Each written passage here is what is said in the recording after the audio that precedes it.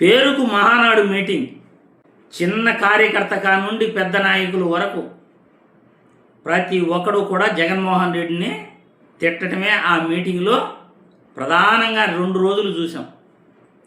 గొడ్డల party అంటారు, వ్యక్తిగత విమర్శలు చేస్తారు, సైకో పాలన అని అంటారు గత ప్రభుత్వాన్ని. నోటికొచ్చి ఇష్టం వచ్చినట్లు మాట్లాడుతూ తల్లి చెల్లి గురించి మాట్లాడుతారు. గొడ్డల పార్టీ అంటూ వివేక హత్య గురించి మాట్లాడుతారు. అసలు మహానాడు మీటింగ్ ఎందుకు పెట్టారు? ఆ మహానాడు మీటింగ్ వల్ల ప్రజలకు ఏం ఒరిగింది? పోనీ మీ పార్టీ కార్యకర్తలకు ఆ మహానాడు మీటింగ్ పెట్టి మీరు ఏం దిశానిర్దేశం చేశారు? నిజంగా మీ ఆత్మ పరిశీలన చేసుకుని ప్రజలకు సమాధానం చెప్పగలరా అని నేను ఈ వీడియో ద్వారా ప్రశ్నిస్తున్నాను. జగన్మోహన్ రెడ్డిని తిట్టడానికే మహానాడు మీటింగ్ అవసరం లేదు. నోటికి ఇష్టం వచ్చినట్లు జగన్మోహన్ రెడ్డిని తిట్టడానికే ఇంత హంగామా చేసి ఇన్ని డబ్బులు ఖర్చు పెట్టాల్సిన పని లేదు. సోషల్ మీడియాలు ఉన్నాయి, మీ ఇష్టం వచ్చినట్లు తిట్టండి. ప్రజలు చూస్తూ చూస్తూ భరిస్తారు.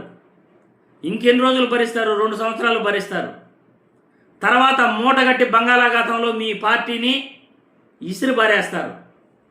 ఆ రోజుటికి రాష్ట్రానికి పట్టిన దరిద్రం వదిలిపోతుంది.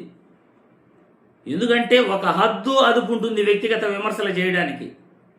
ఎవరికైనా టీవీ ఆన్ చేస్తే చాలు, సోషల్ మీడియా ఆన్ చేస్తే చాలు, మీ దిక్కుమాలిన తిట్లు వినలేక, మీ మాలిన మీటింగు చర్చలు వినలేక చెవులు పగిలిపోతున్నాయి. ఎంతసేపు జగన్మోహన్ రెడ్డి అయినా మీ కంటికి కనపడి ఎందుకు అంత భయపడుతున్నారు జగన్మోహన్ రెడ్డి అంటే? ఎందుకు ఉచ్చలపోస్తున్నారు జగన్మోహన్ రెడ్డి అంటే? రాష్ట్రంలో ప్రజా సమస్యలు ఏమీ లేనట్లు మహానాడు మీటింగ్ పెట్టి కోట్లు ఖర్చు పెట్టి ఈ మీటింగ్లు ఏర్పాటు చేసి జగన్మోహన్ రెడ్డిని టార్గెట్గా చేసుకుని ఇష్టానుసారం మాట్లాడుతూ నాయకుడి యొక్క గొప్ప కోసం కాళ్ళ ఎగరేస్తారా? నాయకుడు మెచ్చుకుంటాడని మీ నోటికి ఇష్టం వచ్చినట్లు మాట్లాడుతున్నారా? కేవలం 2 సంవత్సరాలు, కేవలం 2 సంవత్సరాలే ఇంక ఉండేది. ఆ 2 సంవత్సరాల తర్వాత ఈరోజు మాట్లాడిన ప్రతి మాటకు కూడా జవాబుదారీతనంగా మీరు ఉండాల్సి వస్తుంది. మీ గ్రామాలలో మీరు నిలబడాల్సి వస్తుంది. రాష్ట్రం విడిచిపోకుండా ఖచ్చితంగా నిలబడాల్సి వస్తుంది. ఎవరు వ్యక్తిగత విమర్శలు చేస్తే ఊరుకోరుగా? నోటికి ఇష్టం వచ్చినట్లు మాట్లాడితే ఎవరు ఊరుకోరుగా? మళ్ళీ ఈవీఎంలతో గెలుస్తామంటే ప్రజలు ఊరుకోరుగా?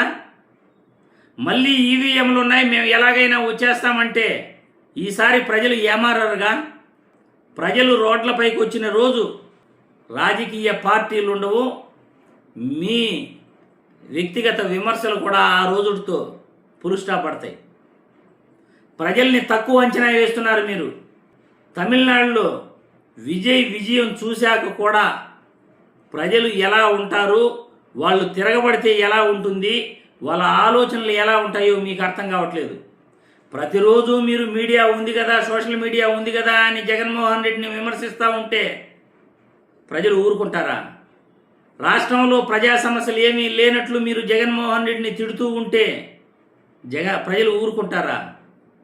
రాష్ట్రంలో ప్రభుత్వ బడుల గురించి పట్టించుకోవట్లేదు, ప్రభుత్వ బడుల్లో విద్య గురించి పట్టించుకోవట్లేదు, ప్రైవేటు పాఠశాలలో ఫీజులు అమాంతం పెంచేస్తుంటే ఏ ఒక్కరూ ప్రశ్నించట్లేదు, సంక్షేమ హాస్టల్లో విద్యార్థులకు తిండి లేకుంటే ప్రశ్నించట్లేదు, వ్యవసాయ రంగంలో రైతులకు గిట్టుబాటు ధర లేకపోతే పట్టించుకునే నాదుడు లేడు, వ్యవసాయ రంగంలో ఎరువులు విత్తనాలు సకాలంలో దొరక్క కిలోమీటర్ల దూర రైతులు క్యూ లైన్లో నిలబడి ఉంటే పట్టించుకునే నాదుడు లేడు.